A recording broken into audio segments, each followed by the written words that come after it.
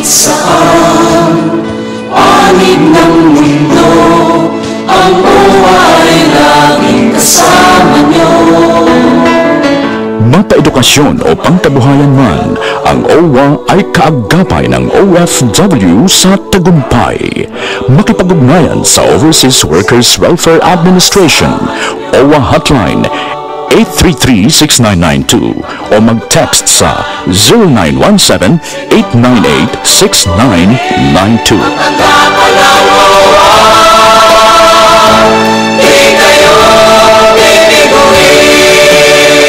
Dear Mommy, kamusta ka na? Marami ka na po bang friends dyan sa Hong Kong? May SSS po ba sila? Sali niyo po sila kasi pwede tayo manalo ng prizes. Pwede ka na po ulit umuwi. Magkasama na naman tayo. Recruit new or inactive OFW members sa SSS Member Get Member Promo para lahat may benepisyo, may chance pa manalo. Join na until June 30 lang. Visit sss.gov.ph for details. Tapos, swimming tayo sa Boracay.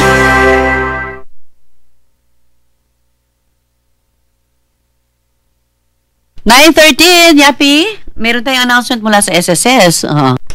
Good news para sa lahat ng SSS members. Pwede nyo nang bayaran ang overdue loans nyo ng buo o hulugan, may bawas penalty pa. Sumali sa SSS Member Loan Penalty Condonation Program na nagsimula last April 2 hanggang September 30, 2012. Makakapag-loan kayo muli, buo pa ang benepisyo para sa pamilya. Bumisita na sa pinakamalapit na SSS branch o sa sss.gov.ph for more details. Okay, naku, ito tanong na. Magkaiba po ba ang OWA at ang PhilHealth? Kung magkaiba, pwede ba ako mag-apply dito ng PhilHealth from Taiwan? Good PM, ito galing sa Taiwan din, 9,200-53069. Pwede po bang mahingi yung number ng PhilHealth? Alam ko, nag-iba na ang number ng PhilHealth, ano? Ask ko lang po magkano hulog sa PhilHealth ng isang OFW. Gusto ko kasi ituloy. Ito, ang dami pa. Good evening po sa inyong lahat. At Lu, ask ko lang po tungkol sa PhilHealth na hindi ko na-renew ng 2 years na. Pwede ko bang i-renew ko ito pag uwi ko dyan sa Pilipinas? At good PM, Miss Lu, hingi po ako ng advice nung bago pa lang ako dito sa Taiwan. Ito naman iba to. Hindi limited yung food ko. Ngayon, 3 months na po ako dito, limit na nila. Anong gagawin ko? Ayaw mo nang papayat ka, di ba? Tsaka padalhan niyo po ako ng The Migrants, yung kasi po wala akong day off. Sana dami po kayo matulungan at mapasa yung OFW. Nag-i-enjoy po ako sa inyong column. O, kung ano lang na pinagsasabi ko doon, nag-i-enjoy talaga siya. Good PM, Miss Lucy, Marie po ito na Taiwan. Ask ko lang po, kasi by June, mapapauwi na ako sa Pilipinas kasi hindi ako gusto ng amo ko. May makukuha po ba ako sa refund ng placement fee ko? Okay, maya pasasagot natin yan sa mga kasamahan natin. Thanks, Yapi, sa pagbasa ng greetings. Correction po pala, sa April 30 pala uuwi si Maring Lani. Happy trip po. Ayan na. Nakikinig sila online. At Lu, I'm watching your broadcast now. Ang galing yung mag-ina. Inaabangan po namin ang may issue ng labas ng inyong column. May exclusive interview kami with CNN hero of si Efren Peña, Florida. Miss you at Lu and Jonas. Hi, Jonas! Si Jonas nga pala ay nasa may racket sa Tagaytay. Ako, babasahin ko pang ito. Ngayon ko na ba ito babasahin? From Honeybee Sunshine Asan. Basahin mo, Yapi. Ay, Hong Kong na raw. Hong Kong na raw. Miss, nakakonfine ang anak ko dahil sa dengue. Magagamit ko ba ang PhilHealth ko? Opo, Manong. Basta active PhilHealth member kayo. At ang magandang balita, may bagong case rates ng PhilHealth. Fixed na ang benepisyo ng miyembro para sa piling medical at surgical cases. At kasama dito ang dengue, Manong. Talaga? Opo, Manong. Ang bagong case rates ng PhilHealth ay maaaring ma-avail simula September 1 admissions sa lahat ng accredited healthcare providers ng PhilHealth. Nationwide po. Ganun ba? Salamat, Miss, at salamat sa PhilHealth. Alamin ang bagong case rates ng PhilHealth. Tumawag sa 441-7442. Kahit saan, panig ng mundo, ang OWA ay laging kasama nyo. Mapaedukasyon o pangkabuhayan man, ang OWA ay kaagapay ng OFW sa tagumpay. Makipag-ugnayan sa Overseas Workers Welfare Administration, OWA Hotline 0917-833-6992 o mag-text sa 0917-898-6992.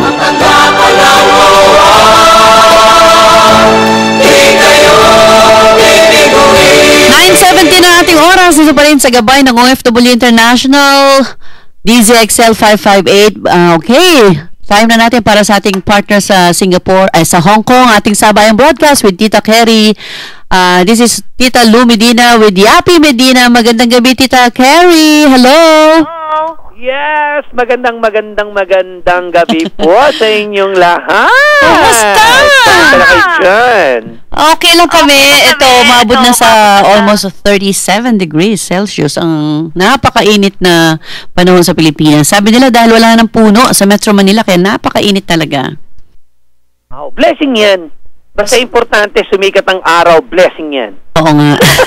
At tumulo ang pawis mo, pinagpapawisan ka, blessing yan. Ay, ako hindi pawis ang mantika na. At hindi ka nagkakasakit, blessing yan. At pag nagkasakit ka naman at na-hospital ka, blessing din sa ating mga OFWs dahil meron tayong PhilHealth. Ay, si Mr. Greg Rulyoda nandito mamaya, late lang. Okay. Ayan. At syempre pa, iano na natin, ibigay na natin ang mainit na balita. Handog po sa inyo ng gabay ng OFWs International. Okay, magandang gabi. Hong Kong, 5 na lang umano sa bawat 10 Pinoy ang kontento sa panunungkulan ni Pangulong Noynoy Aquino. Sa isinagawang survey ng SWS last March 10 to 13, bumaba ng 46% ang good rating ng Pangulo na 56% na isinagawa last December 2011 survey. Hinangaan naman ng publiko si Pangulong Aquino sa pagtulong sa mga biktima ng kalamidad, 50%, pagpopromote ng human rights, 50%, at pagtulong sa mga may kapansanan, 57%. 49% din o good rating ang nakuha ng Pangulo sa pangangalaga sa kapakanan ng mga OFWs, pagtulong sa mga mahihirap at paglaban sa terrorism. Good rating din si Pangulong Aquino sa paglaban sa krimen, pagpopromote ng foreign investments, at pagsugpo ng graft and corruption. Hindi naman satisfied ang mga Pinoy sa paghawak ng gobyerno sa nangyaring Maguindanao Massacre na hanggang sa ngayon ay malabo pang may makulong. Sa kabuuang 1,200 na may kababayan nating na survey, pinakamataas ang 52% satisfaction ratings na binigay na sa mga class E, pumangalawa ang 44% mula sa Class D at 38% naman ang nasa Class A, B, C. Samantala, magpapatuloy pa ang napakainit na panahon sa Pilipinas, lalo na sa Metro Manila. Ayon sa Pag-asa na itala ang pinakamainit na temperature sa Metro Manila na 36.4 degrees Celsius at mas mainit naman sa Cabanatuan City, Nueva Ecija na 36.6 degrees Celsius. May mga balita rin na may mga taong namamatay dahil sa heat stroke na karamihan ay magsasaka. Pinayuhan ng DOH ang publiko na ugaliing uminom ng 13 glasses ng tubig kada araw o mas marami pa para maiwasan ang heat stroke. Maiging huwag lumabas ng bahay between 10 a.m. at 2 p.m. dahil sa mga oras na ito mararanasan ang pinakamatinding sikat ng araw. Posibleng mas maging mainit pa sa Mayo kung saan ay asahang papalo sa 37 degrees Celsius ang init. Samantala, naging bida si Supreme Court Chief Justice Renato Corona sa mga magsasaka ng Hacienda Luisita sa Tarlac nang ipamahagi sa kanilang lupa na pag-aari ng pamilya ni Pangulong Noynoy Aquino. Dahil dito, nangangamba tuloy ang kampo ni Corona na baka lalo siyang dikdikin sa isinagawang impeachment trial na aari na naman sa susunod na buwan. 25 years na nakikipaglaban ng mga magsasaka para maging may-ari ng lupain sa Hacienda Luisita. 6,000 farmers naman ang nagbunyi na karamihan ay matatanda na at nagpasalamat sa Supreme Court at wala ni isa sa mga justices ang pumigil sa naganap na pamamahagi. Marami ngayon ang nag-aabang sa epekto nito sa paglilitis kay Corona. Samantala, good news naman, hinangaan ng kanyang mga kasama sa isang janitress na iya na nakapulot ng pera doon. Isinuoli ng janitress na iya ang napulot nitong pera na worth 500,000 pesos.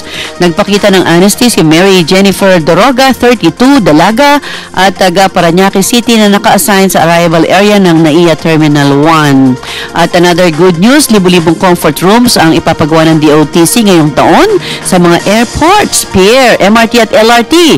40 million pesos ang inihahanda para sa pagpapagawa ng maayos at malinis na comfort rooms. Kadalasan ay baradong CR, walang tubig, mabaho at sira-sirang CR ang pintas ng mga turista sa Pilipinas, kaya nga naisama sa listahan ng world's worst airport ang NAIA na nailathala pa sa ibang bansa.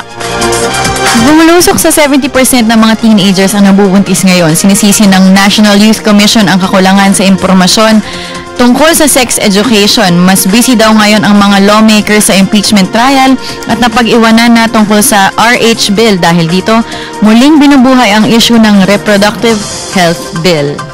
Sa ating balitang OFW, may isa na namang OFW na nakatakdang pugutan ng ulo sa Saudi Arabia. Base sa report ng Philippine Embassy sa Riyadh, nakatanggap sila ng note verbal mula sa Ministry of Foreign Affairs dated April 14 hinggil sa royal order na bibitahin ng si Rogelio Dondon Lanuza.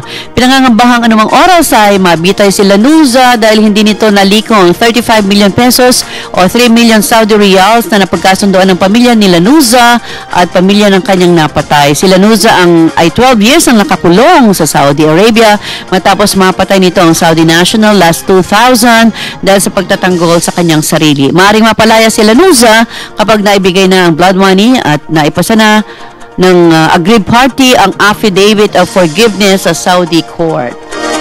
4 na Pinay na biktima ng human trafficking ang na-rescue sa Royal Malaysia Police sa sinigawang raid sa isang nightclub sa Malaysia. 4 na Pinay, aged 27 to 36, ay nagmula sa Metro Manila, nagpunta ng Zamboanga, dala ng isang recruiter at lumusod sa Sandakan, Sabah.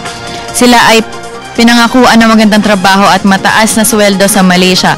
Pagdating sa Sandakan, Sabah, ipinasa sila ng recruiter sa isang club owner at dinala sa Johor Bahru, Malaysia at pinagtrabaho sa club at pinipilit sumama sa iba't ibang customers.